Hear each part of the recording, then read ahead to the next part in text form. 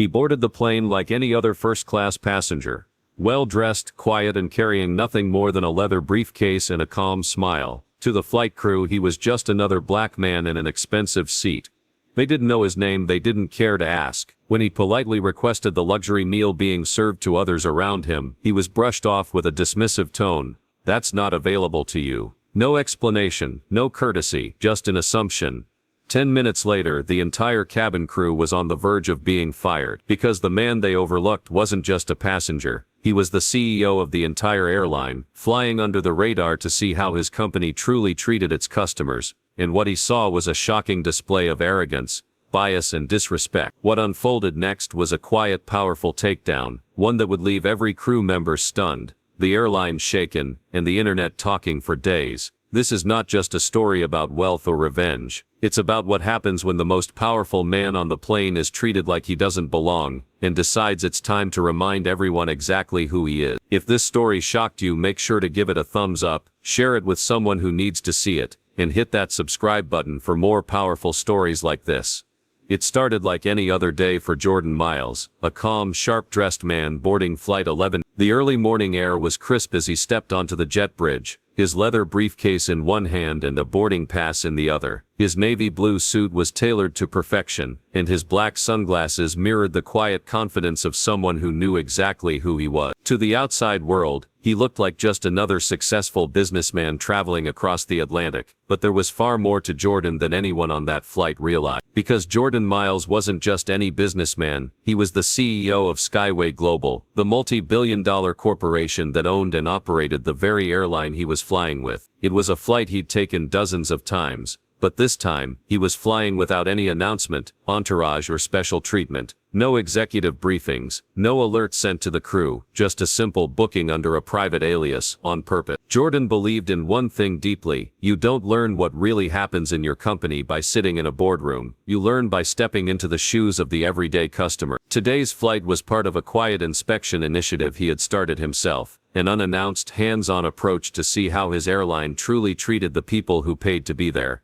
As he stepped into the first-class cabin, he offered a polite nod to the nearest flight attendant. She didn't respond. No greeting, no eye contact. She brushed past him, as if he wasn't there. He found his seat 4A and sat down, adjusting his watch and placing his briefcase gently at his feet. The seat was clean, the cabin quiet, and the engines hummed with power. Everything on the surface looked fine, but Jordan had trained himself to notice the details, the small things. Minutes passed. Other first-class passengers were being welcomed, offered drinks and addressed by name. The gentleman across the aisle received a glass of champagne and a warm smile from the same flight attendant who had ignored Jordan. The woman behind him was greeted with "Welcome back, Mrs. Callahan. So good to see you again." Still, no one spoke to him. He didn't complain. He didn't make a scene. He simply watched.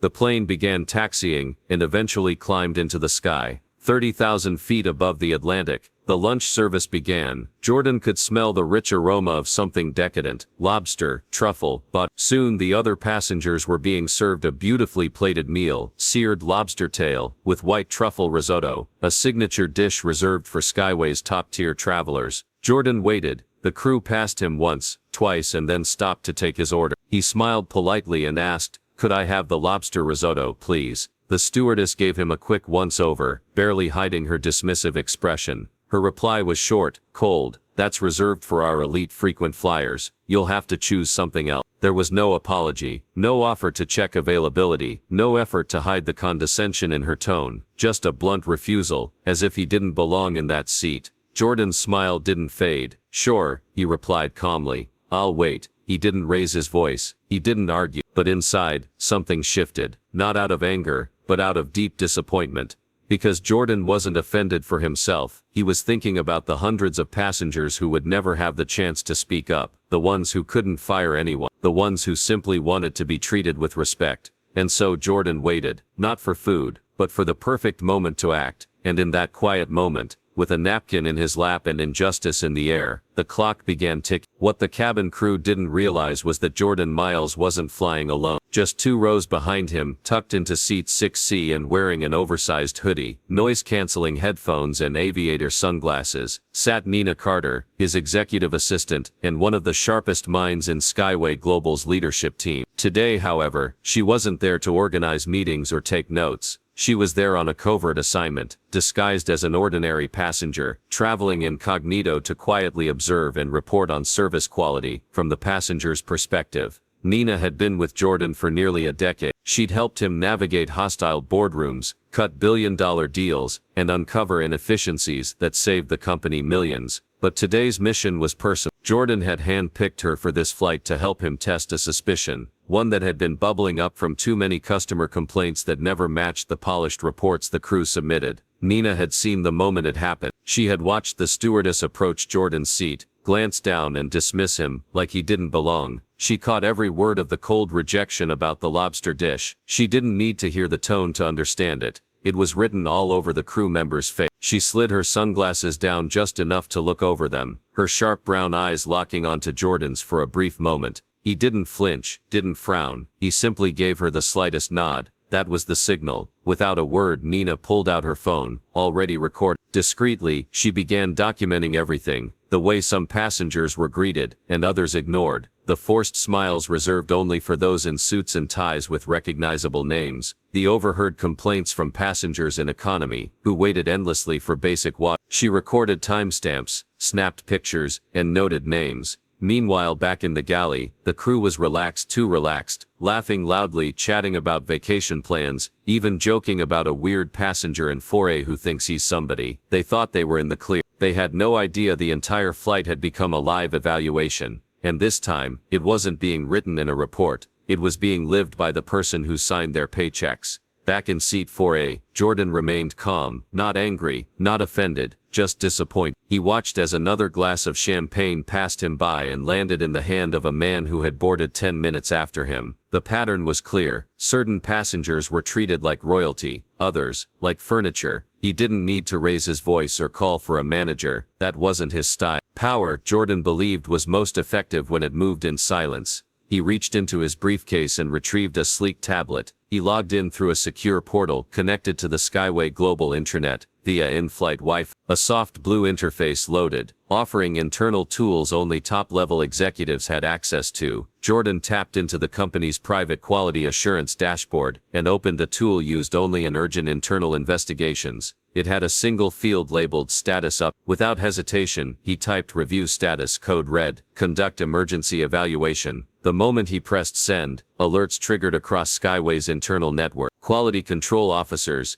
HR leads and operations supervisors from 3 different time zones received real-time pings on their phones. They didn't know who had sent it yet, but they knew what it meant. A top priority, high-level field review had just been launched mid-flight. Nina's phone buzzed seconds later. She glanced down, saw the alert and smiled beneath her sunglasses. The wheels were officially in motion. As the plane cruised calmly above the Atlantic, most passengers remained unaware that a quiet storm had just begun brewing on board. But for the crew, their every move was now under surveillance, from the shadows in the sky, and the ones they had overlooked were about to rewrite the script. By now, Jordan Miles had seen enough. The flight, meant to be a standard transatlantic journey, had unraveled into a showcase of everything wrong with the airline's frontline service, not because of mechanical failure, delays or turbulence, but because of attitude, arrogance, a complete lack of empathy. He watched in silence as a flight attendant carelessly poured a glass of champagne, the rim tipping too far as the golden liquid splashed down the front of an elderly woman's blouse. The woman gasped, clearly startled, her hands fumbling for napkins, but the flight attendant didn't apologize. She merely muttered something under her breath and moved on, leaving the woman wiping herself off with shaking hands. A few rows back, a young man in economy hit his call button, and waited, and waited. When a crew member finally walked past, he politely asked, "May I have some water, please?" The attendant glanced at him and said, "In a bit," before walking away, never to return. From the galley, Jordan could hear the muffled voices of the crew talking in low tones that weren't as quiet as they thought. The cabin supervisor, the one supposed to lead by example, was leaning on the counter, gossiping loudly with another steward. "These passengers today are the worst. Entitled, rude, always asking for something, like chill. It's just a plane ride." Jordan's fingers lightly drummed on the armrest.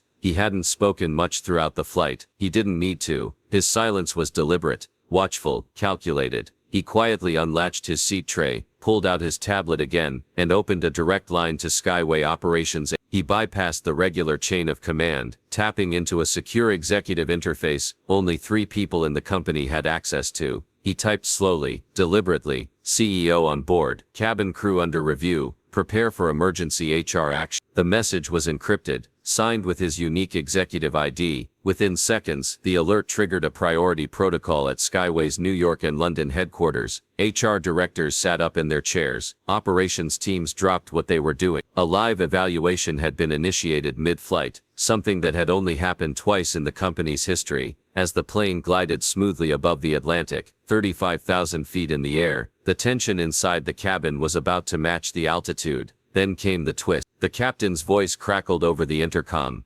Calm, professional, but different. Ladies and gentlemen, this is your captain speaking. We've just received notification of a surprise mid-flight inspection. We kindly ask for your cooperation with our internal audit team. Thank you for flying with us. Silence followed. In the galley, the crew froze. The supervisor blinked. Did he say, inspection? One of the younger flight attendants turned pale. Are we being audited right now? Who ordered that? The senior steward asked, half whispering. The gossiping voices stopped. The laughter vanished. Whispers quickly spread between crew members, trying to piece together what was happening. The tension hit like sudden turbulence. Eyes shifted nervously around the cabin, scanning the passenger, trying to find anyone who looked like they didn't belong, anyone who might be corporate. They never suspected it was the man in 4A, the one they dismissed, the one they ignored, the one who had asked for a simple meal and been treated like an inconvenience. Jordan leaned back in his seat, legs crossed, expression unreadable. The storm had started, and he didn't even need to raise his voice to bring it. And somewhere behind him, Nina Carter adjusted her sunglasses and smiled, because the show had only just begun. As the wheels of Flight 11E7 touched down on the tarmac at London Heathrow, the plane rolled to a smooth stop at the gate. The familiar chime echoed overhead, and passengers began to unbuckle their seatbelts, stretch and gather their belongings. For most it was the end of a long journey, but for a select few standing near the aircraft door, the real turbulence was just beginning. The cabin crew gathered near the front of the plane as per usual, preparing for disembarkation with their rehearsed smiles and routine farewells. The cabin supervisor stood at the front, clipboard in hand, straightening her uniform and preparing to say goodbye to passengers, with the same practiced politeness she had ignored. Jordan with just hours earlier. Jordan stood from seat 4A, with quiet precision. He didn't rush, he didn't make a scene. He simply adjusted his cufflinks, brushed a small wrinkle from his sleeve, and walked toward the front of the cabin with calm authority.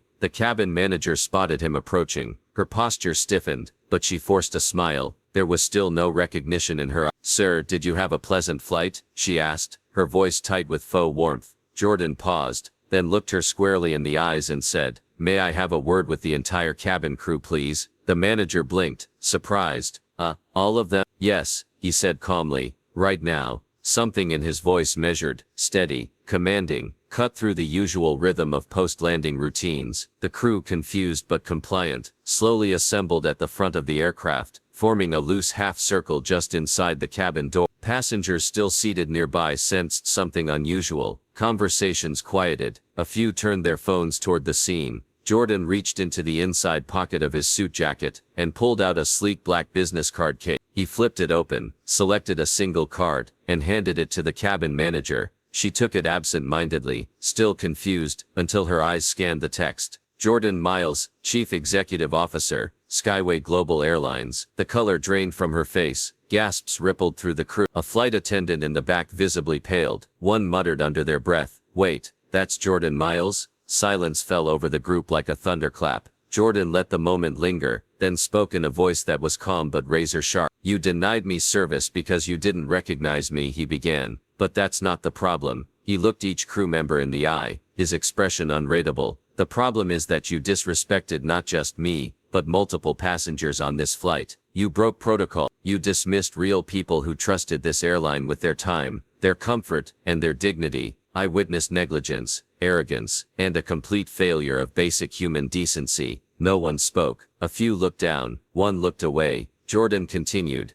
"I didn't need special treatment. I didn't need recognition. I needed to know that my company treats people right, even when no one is watching. And today I learned the truth. Just then the sound of dress shoes clicking against the jet bridge floor filled the cab. A team of 4 uniformed professionals from Skyway Global's London HR and compliance department stepped on board. They carried sealed folders and wore official company badges. Jordan stepped aside and nodded once to the lead officer. This team will be conducting interviews and initiating a formal disciplinary review, he said. You'll be escorted off the aircraft shortly. Please cooperate fully. The crew looked stunned. One began to speak, but the cabin manager gently held up her hand, signaling silence. Jordan looked around one final time. His voice softened. Next time, remember this. You never know who's watching, and you never know whose life you're affecting with your attitude. Let's make sure we're proud of how we treat people, every single one of them. Then he turned and exited the aircraft. The CEO had unmasked himself and the cracks in the system, without ever raising his voice. The aircraft doors remained closed as uniformed HR personnel moved with quiet precision through the cabin. One by one, the crew members were called by name, their faces pale, their once confident postures now replaced with uncertainty. Each was politely, but firmly escorted off the aircraft, and down the jet bridge for immediate interviews and disciplinary evaluation. Some tried to protest. One insisted it was all a misunderstanding. Another tearfully pleaded that she was just following the supervisor's lead. But it was too late. The damage had been done, not just to one passenger, but to the reputation of an entire brand. Jordan Miles hadn't come seeking punishment, but once the truth revealed itself, action became the only responsible path forward. Other passengers, first class and economy alike, watched in stunned silence. Then, as the final crew member was led away, a soft sound broke through the stillness, clapping. It began with the elderly woman who'd been soaked in champagne. Then the young man from economy joined in. Soon a ripple of applause filled the cabin, not because people were happy to see someone lose their job, but because for once someone powerful had taken a stand. Not with fury, not with entitlement, but with calm authority and moral clarity. Jordan stood quietly at the gate, watching the crew disappear into the corridor. He said nothing to the cameras that had begun to arrive. Not yet, but the story was already spreading. Later that afternoon, Jordan stood behind a podium, in a modest press briefing room near Heathrow. He wore the same navy suit. His voice was calm, his message unmistakable. This incident isn't about me, he began, looking directly into the cameras. This is about the people we serve. About the hundreds of passengers who walk onto our planes every single day, expecting nothing more than to be treated with basic respect. He paused, then continued. No matter your seat, your skin color, your accent or your job title, you matter, and you should be treated like you do. Always. The clip went viral within hours. Millions viewed the video on social media. Comments poured in. Finally, someone holding people accountable. This man just set the standard for corporate leadership. Respect isn't a luxury, it's a right. Journalists praised his quiet strength. Former employees of other airlines began sharing their own stories in the comments sections. Hashtags like Jordan Miles Effect and Fly with Dignity started trending. Back at Skyway Global headquarters, executives scrambled to tighten training protocols, re-evaluate onboard service standards, and roll out a new initiative called Operation Mirror, a company-wide program that encouraged frontline employees to see themselves in every passenger they serve. As for Jordan, he didn't bask in the spotlight. He didn't give interviews or soak in praise. He simply boarded his next flight. Same airline, same seat class, same quiet, confident presence. But this time, the difference was night and day. He was greeted with a genuine smile. The stewardess addressed him by name. A welcome drink arrived moments after he sat down, and when the lunch service began, the seared lobster came with a generous portion of white truffle and a handwritten card that read, "Thank you for helping us become better." Jordan smiled faintly and placed the card in his briefcase, because for him, this wasn't about revenge. It was about standards. It was about dignity. It was about never letting comfort replace compassion. Respect, once lost, is not easily regained. But under the quiet watch of one man in a navy suit, this airline had taken its first step toward earning it back. In the end, this wasn't just about bad service, a cold meal or a mistreated passenger. It was about something far deeper, the way people are often judged by appearance, the assumptions made based on superficial traits, and the dangerous ease with which respect can be stripped away when someone doesn't look the part. Jordan Miles was a reminder that power doesn't always wear a name tag. It doesn't always announce itself in the form of expensive suits or recognizable brands. Sometimes it's quiet, unassuming, and just waiting for the right moment to reveal itself. What the crew failed to realize as they passed him over for the meal, as they treated him like just another non-elite passenger, was that the true power they should have respected wasn't visible on the surface. It was in the way they treated others, the way they interacted with every person, no matter their status. The moment Jordan made his presence known, he didn't do it out of a need for validation or revenge. He simply acted on the principle that respect should never be optional, and in doing so, he sent a message louder than any headline. Every person deserves dignity, and no one should be underestimated. That afternoon, a quiet flight turned into a powerful lesson that echoed far beyond the cabin doors. It was a wake-up call not just for the airline, but for an entire industry. The way passengers are treated is not just about good service, it's about a culture of fairness, equality, and humility. The way we treat others should never be contingent on how we perceive their work. The crew thought they could get away with the injustice because they believed Jordan didn't fit the mold, but Jordan's actions proved that true leadership doesn't demand attention. It watches, it waits, and it acts when it matters most. His approach wasn't flashy, wasn't dramatic, it was thoughtful and precise, much like the man himself. This wasn't a display of arrogance, it was a moment of quiet authority, reminding us all that leadership isn't about status, recognition, or hierarchy. It's about being willing to stand up for what's right, to challenge assumptions, and to ensure that respect is something we all earn, not something that's given based on appearances. Jordan Miles didn't just correct bad service, he reminded the world that sometimes the most powerful change happens in the quietest of moments. Thanks for watching. If this story inspired you or made you think twice, don't forget to like, share, and subscribe for more jaw-dropping stories that reveal the truth behind the surface. Until next time, fly smart, and treat everyone like they matter.